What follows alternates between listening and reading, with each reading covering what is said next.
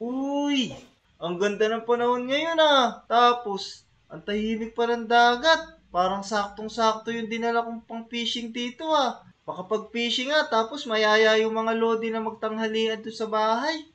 Tara, tara. Sana maganda yung mahuli ko ngayon para masarap yung ulam namin mamaya. Kung makahuli ako kaya ng tilapia dito, naku, masarap yun sa sweet and sour. Lalagyan ko lang yun ng bawang, sibuyas, tsaka ano pa nga ba? Naku, nakalimutan ko na eh. Kayo ba mga lodi? Ano bang gusto niyo luto sa tilapia? I-comment nyo naman para iyon na lang yung gagawin nating luto dito. Naku, ano ba yan? Kanina pa ako dito pero wala pa din akong nahuhuli eh. Ayun. Sakto. Ay, nakawala. Sayang naman yun. Pero okay na din siguro tong mga nahuli ko. Teka, bibilangin ko nga. So, ayun. Meron na tayo ditong mga nahuli. Bilangin natin. 1, 2, 3, 4, 5. Yun. Nakalima na pala tayo nun. Pwede na siguro to. Ayun. Ready na yung mga lulutuin namin. Makapaghanap na nga ng Lodi para mayayang mag-food trip. Tara, tara. Sino kaya pwede kong puntahan na Lodi? Ay, ayun. Total, malapit naman yung bahay ni Motong. Si Motong na lang muna aayain ko. Tara, tara, tingnan natin kung nandun siya. Mapuntahan na nga si Motong kasi sa kanya na lang ako magpapatulong na magluto. Masarap magluto yan eh. Sana nandito siya. Naku, bakit may mga dugo dito? Mukhang nagkatay si Motong ng baboy ah. Tapos hindi siya nagyaya, mukhang susuluhin pa niyo ah. Sundan nga natin tong mga dugo na to kung saan to nanggaling. Saan kaya kinatay ni Motong yung baboy na yun? Tara, puntahan na nga natin si Motong. Aray, naku! Bakit nasira to? Ano kaya nangyari dito sa bahay ni Motong? Bakit nasira? Puntahan nga natin siya doon sa taas. Tara, tara, akitin natin, sundan natin itong dugo. Grabe naman si Motong, ang lakas, nabuhat niya yung baboy papunta dito. Tara, tara, sakto, bukas yung pinto ni Motong, di na natin kailangan kumatok. Hanggang dito may dugo, oh. Hala, ano nangyari kay Motong? Motong, ano nangyari sa'yo? Motong, naku, hindi siya sumasagot. Kailangan ko nang humanap ng Lodi para makahingi ng tulong. Tara, tara, maghanap na tayo. Tara, tara, bilisan natin. Kailangan natin makahingi ng tulong sa iba nating mga Lodi. Hala, bakit may dugo din dito sa labas ng bahay ni Pepe-san? Tara, puntahan natin. Tingnan natin kung ano nangyari sa kanya. Peps! Peps! Peps! Hala! Peps! Peps! Peps! Peps! Gising! Ano nangyari sa'yo? Naku mga Lodi, nakakatakot naman yung nangyayari ngayon dito sa Lodi Island. Pagpunta ko dun sa bahay ni Motong, puro dugo siya. Tapos ngayon din dito kay Peps, ganun din. Ano kaya nangyayari dito? Nakakatakot naman. Kailangan talaga nating humingi ng tulong sa ibang Lodi. Tara, maghanap pa tayo ng ibang Lodi. Nakakatakot naman. Ano kaya nangyayari dito? Tulong! Tulong! Naku, may masamang nangyari sa mga Lodi natin. Kailangan natin ng tulong. Tulong! Nakakatakot naman yung mga nangyayari. Naku! Ayun o. Parang yun nga yung pumapatay. Pinatay na si Jake. Hoy, ano yung ginagawa mo? Nako, may nakakita sa akin. Sino naman tong bata na to? Takbo na, bilis! Tara, bully natin siya. Pati si Jake oh, pinatay niya. Jake! Gising, Jake! Jake, anong ginawa sa'yo noon, Jake? Yan, matatapos na ako sa paglilinis ng school. Malapit na kasi pasukan eh. Teka, parang familiar sa akin yung boses na yun ah. Parang si Kobe yun ah. Tara, puntahan natin. Uy, Kobe! Kobe! Tulong! Tulungan mo ako!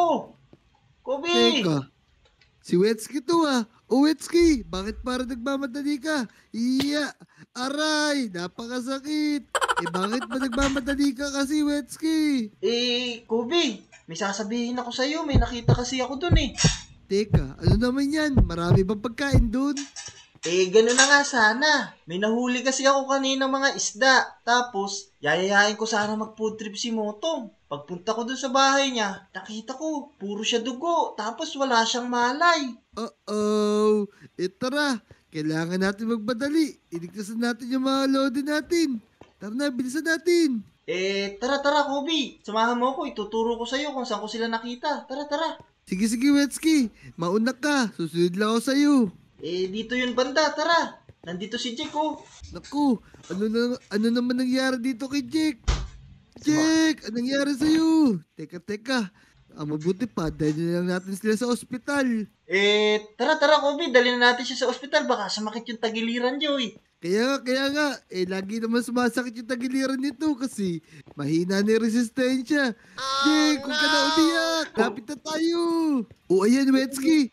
Nadala na natin si Pepe-san, si Motong, tsaka si Jack dito. Ang gagawin na lang natin, puntahan pa yung ibang mga lodi. Baka mamaya, may nangyari din sa kanila. Tapos, hulihin natin yung killer na yun. Tama. Tara, bilisan na natin kasi kailangan nating mapigilan yun hanggang maaga pa. Tama. Bago ang lahat, kailangan natin ng sandata. O ito, Wetsky, meron na ako hinandang espada para sa ating dalawa. Tapos, kakalabanin natin yung killer na yun. Yun, tara. Akala ko pwede na tong fishing rod eh. Buti na lang may espada ka pala ditong dala. Tama, syempre, lagi ako handa. Tara na. Aray, ang sakit. Tara, puntahan natin si Namnam para kung sakaling nakaligtas siya, may makakatulong tayo sa pakikipaglaban. Matapang to si Namnam eh. Wow! Sigurado natakot yung mga kalaban doon kay Namnam. Oh no! Kobe, mukhang pati si Namnam inatake din ng kalaban. Kaya nga, ang dami rin dugo dito, Wetsky. Tara, pasukin natin. Naku, nasaktan niya si Namnam. Tignan mo, nakahiga din siya, wala siyang malay. Ay, Namnam, gumising ka nga dyan. Alam ko, nagtutulog-tulugan ka lang. Naku, Kobe, mukhang hindi siya nagtutulog-tulugan eh. Mukhang naubos na yung tapang niya. Oh no! Kaya nga, siguro, masyado na itong nabugbog kanina sa labanan. Tara, kaya siguro nawalan siya ng malay. Tara, bubuhatin ko din si Namnam. Tapos, puntahan natin si Wajo. Tara. Teka, Wetsky. Meron din dugo dito, oh. Naku, mukhang nadali rin si Wajo. Naku, lahat yata ng lodi natin. Nasaktan ng killer na yun. Kaya nga, tara. Kahit antayin mo na lang ako dito sa labas, ako na lang sisilip doon kay Wajo sa loob. O sige, pasukin mo. Hintayin kita dito. O sige, tara, titingnan ko lang. Wajo! Naku, Kobe.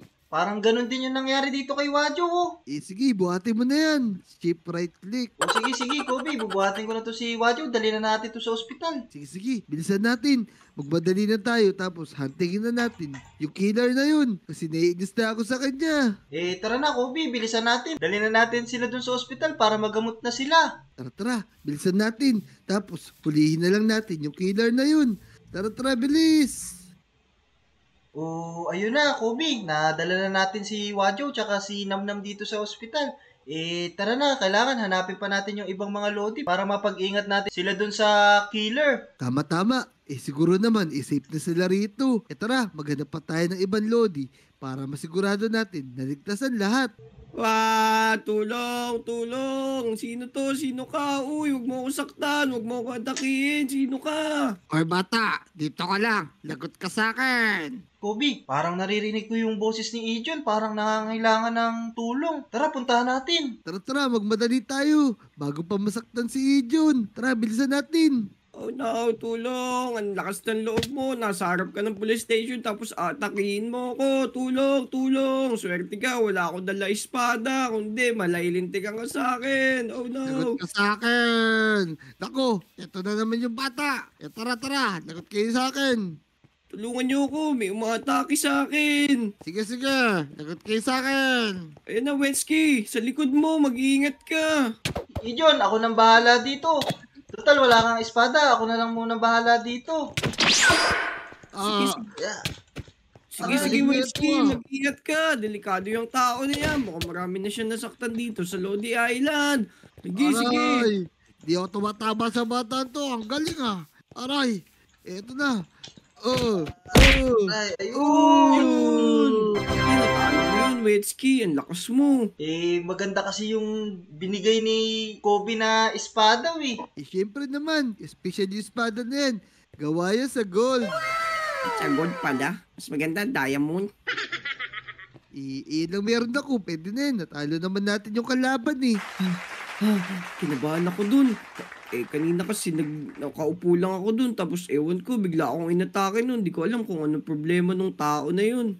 Ang mahalaga, natalo na ni Wetsky. Yung kalaban, naligtas na niya yung Lodi Island. Sigurado yung mga kaibigan natin, gagaling na sila sa ospital. Hindi na lang, nandiyan kayo. Natalo na natin yung killer na yon para hindi na siya makapanggulo dito sa Lodi Island. Total, nasa ospital naman na yung mga kaibigan natin. Tsak nagagaling na yon. Paano? Magpaalam na tayo sa mga Lodi natin. So, ayun mga Lodi. Naligtas na namin yung mga Lodi natin sa killer na yun. Tsak na hindi na yun manggugulo dito. Kasi natalo na namin siya Kung umabot kayo sa video na to, huwag niyong kalimutan mag-like at saka mag-subscribe. Mag-comment na din kayo. At babasahin namin yan. Bye-bye! Let's go! Go!